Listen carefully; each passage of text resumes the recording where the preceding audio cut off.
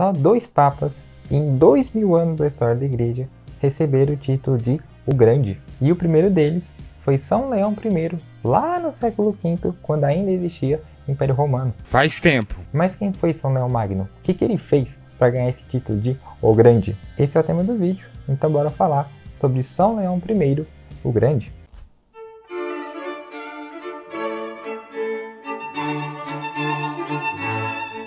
Óbvio que ninguém ganha um título desse por nada.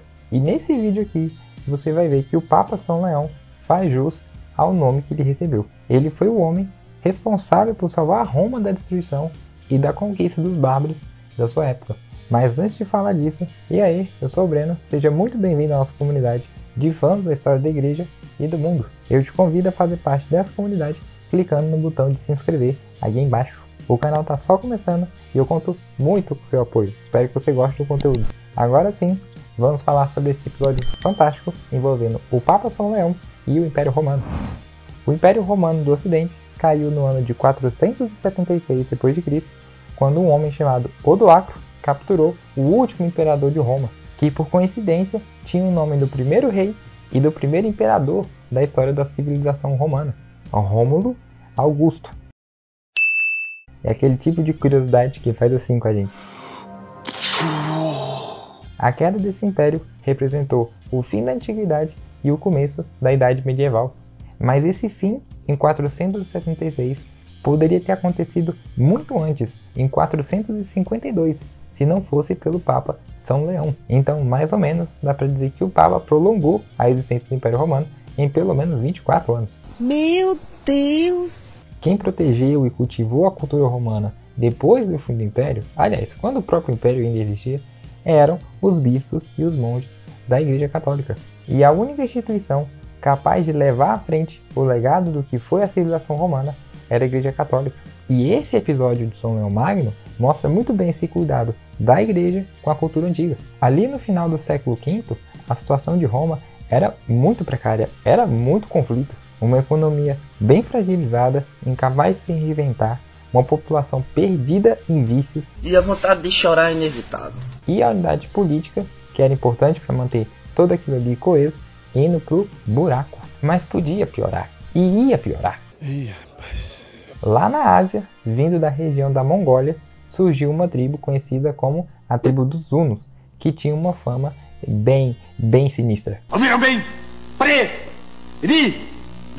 Eles pretendiam expandir o seu domínio desde a Ásia até a cidade de Roma. Ali na metade do século V, o Império Romano não tinha força para se defender de uma ameaça tão grande. E muita gente achava que se os hunos conseguissem invadir o Império Romano, seria o fim. Esse império que durou 1000 anos ia finalmente bater as botas. E morreu.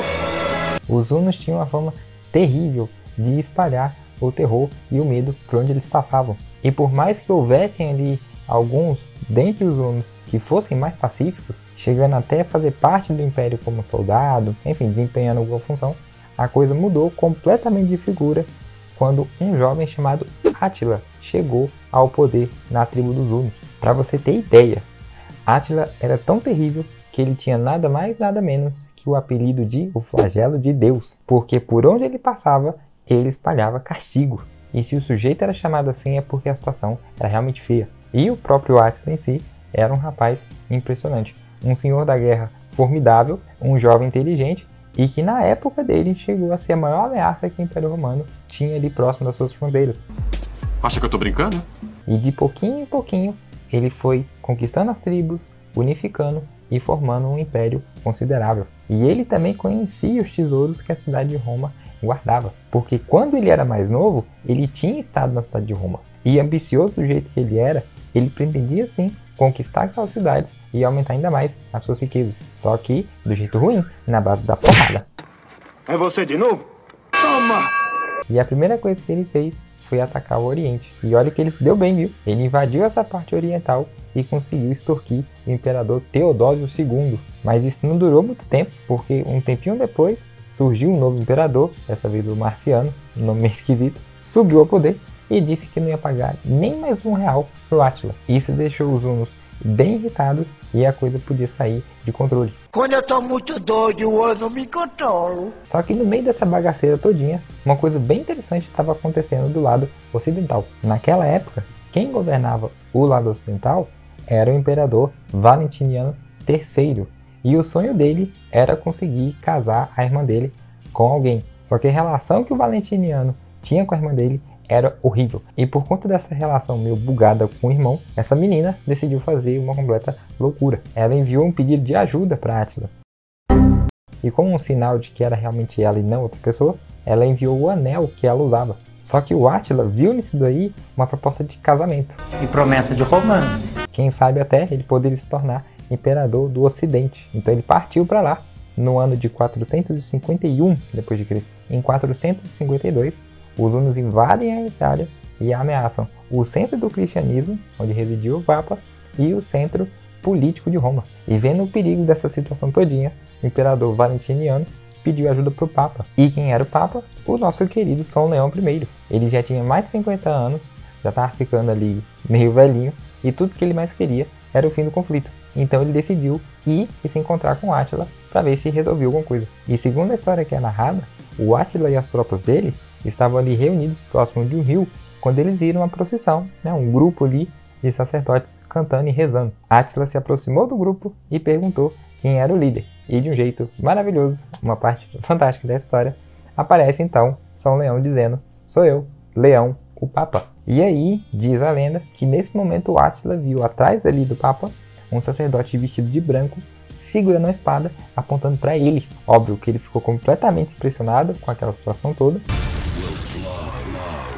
Ele decidiu conversar com o Papa e prometeu deixar Roma em paz, ou seja, ele não faria nada, ele não iria atacar a cidade. A gente vai viver!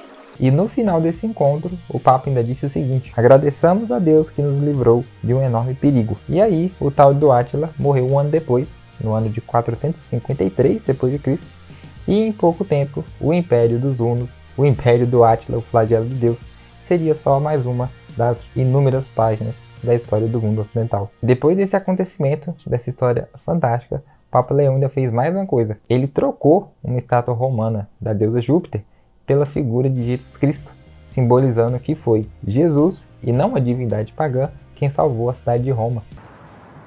O Papa São Leão I foi o primeiro a receber o título de Magno, e também é um dos doutores da igreja, ou seja, ele é uma das mentes mais brilhantes da história do catolicismo. E ele também foi próximo de Santo Agostinho, que para muita gente é o maior pensador que o Ocidente já teve. E é por conta dessa e de outras histórias que São Leão I é essa figura importante, o homem que evitou a queda de Roma em 452. E esse ano, especificamente, é uma das 10 datas que todo católico deveria conhecer, segundo esse livro da autora Jane Moxer. E aqui no canal eu já falei da primeira data, então se você quiser conferir, é só assistir o vídeo anterior aqui no canal. Se você quiser adquirir a obra e conhecer as outras datas importantes para a história da igreja e do mundo, é só clicar no primeiro link aí na descrição. E depois dessa história todinha, deixa eu te contar uma coisa. São Leão salvou a cidade de Roma não uma, mas 2 vezes. Minha nossa, nossa! Teve um outro episódio que ele teve que lidar com outro bárbaro, mas eu só vou contar essa história se você se inscrever aqui no canal e deixar um comentário aí embaixo. Se eu ver que tem gente interessada, eu vou fazer esse vídeo. É a verdade, não minto. Eu sou Breno Salles e esse aqui é o nosso canal dedicado à história da igreja e do mundo. E se você gostou do conteúdo e quer me ajudar, é só clicar no botão de se inscrever aqui embaixo, deixar um like, não custa nada, comentar aqui no vídeo e me dizer o que achou do vídeo. Se gostou da história, se achou, meu Deus, que impressionante, ou não gostou, enfim, alguma opinião sobre o vídeo. E é isso. Eu fico por aqui e até o próximo vídeo.